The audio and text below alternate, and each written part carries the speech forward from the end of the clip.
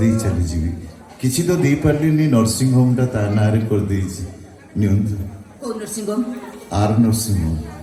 ଆର୍ nursing home ପ୍ରଥମେ ଏ nursing ହୋମର ନାଁଟା ବଦଳେଇବାକୁ ପଡ଼ିବ କାହିଁକି ନା ଆର୍ଟା ଏସେଇରେ ଲେଖିନ୍ତି କ'ଣ? ନାଇଁ ଆଜ୍ଞା ନର୍ସିଂ ହୋମଟା ଏବେଠୁ ଆପଣଙ୍କର ଆପଣ ଯାହା କରିପାରିବେ। ଭଉଣୀ ବାହା ହେଲା ଏ ଘରର ବୋହୂ ହେଲା ହେଲେ ତମ ମାନଙ୍କର ତ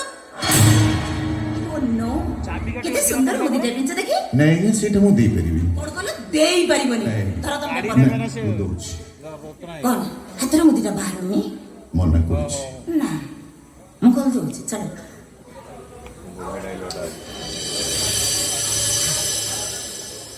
ଏଥିରେ ବି ଆର୍ ବଣିଆକୁ ଦେଇ ଆରଟା ବଦଳେଇ ଦେବେ ମାରିଲେ କାହିଁକି ମାରୁଛନ୍ତି କାହିଁକି? ନର୍ସିଂ ହୋମର ନାଁଟା ବଦଳେଇ ଦେବି ମୁଦିରେ ଥିବା ଅକ୍ଷରଟା ବଦଳେଇ ଦେବି ହେଲେ ଛାତି ଭିତରେ ଯୋଉ ଆର୍ଟା ଲେଖିଛ ଯୋଉଦିନ ନିଶ୍ୱାସଟା ବକ୍ରରେଖାରୁ ସରଳ ରେଖା ପାଲଟିଯିବ ରକ୍ତର ତାପମାତ୍ରାଟା 98 ହୃଦୟର ଅନଲିମିଟେଡ୍ ଡିଜେ ସାଉଣ୍ଡଟା ସାଉଣ୍ଡଲେସ୍ ହେଇଯିବ ସେଇଦିନ ଅଦୃଶ୍ୟ ଆରଟା ଆପେ ଆପେ ଲିଭିଯିବ। ମ୍ୟାଡାମ ସେ ସମୟ ବୋଧେ ଆଉ ବେଶୀ ଦିନ ନାହିଁ। ଭାବୁଛ ତମେ ନିଜକୁ କ'ଣ ଭାବୁଛ? ଇତିହାସର ଅଧ୍ୟାୟ ବହକ ପାର୍କର ପ୍ରତିମୂର୍ତ୍ତି ହେଇ ଛିଡ଼ା ହବ। ହାରିବାକୁ ତମେ ସତରେ ଏତେ ଭଲ ପାଅ? ପ୍ରେମିକ ପତଙ୍ଗ ମୁଁ ଭଲ ପାଏ ଜଳିବାକୁ କିଏ କହେ ମୁଁ ପାଗଳ କିଏ କହେ ଯାଯାବର ହେଲେ ମୁଁ କହେ ସମସ୍ତଙ୍କୁ ପ୍ରେମିକ ତ ଖେଳେ ନାହିଁ ବାଜି ଜିତିବା।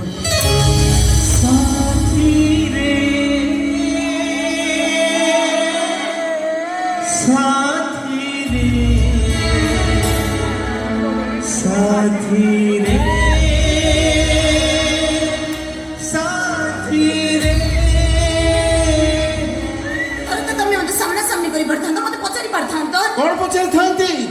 ସମୟ ତ ସେଇଆ ନା ଏଠି ଆଇ ଲଭ୍ ୟୁ ର ଆଇ ଲଭ୍ ସିନା ସ୍ଥିର ହେଲେ ୟୁଟା ସବୁବେଳେ ବଦଳୁଛି ନା। ଏଇଆ ବୁଝିଛ ତମେ ମତେ? ଏଇଆ ଭାବିଛ ତମେ ମତେ? ତାହେଲେ ବାହାଘର ନିମନ୍ତ୍ରଣ ପତ୍ର ପଠେଇଥିଲା କିଏ? ତମେ ବି କହୁଛ ମୋର ବାହାଘର ସରିଛି। ଯଦି ମୁଁ ବାହା ହେଇଛି ତାହେଲେ ମୋ ସ୍ୱାମୀ କାହିଁ? ସୁନ୍ଦରୀ ମାନଙ୍କର କଣ ଗୋଟିଏ ସ୍ୱାମୀ ଥାଏ ନା ସେ ଗୋଟିଏ ସ୍ୱାମୀର ସନ୍ତୁଷ୍ଟ ହୁଅନ୍ତି?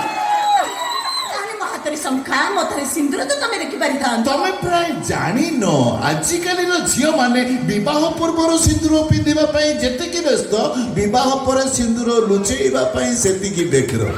କାରଣ ସିନ୍ଦୁର ପିନ୍ଧିଲେ ତାଙ୍କ କ୍ରେଜ୍ କମି ଯାଉଛି। ଭାବିଲି ତମ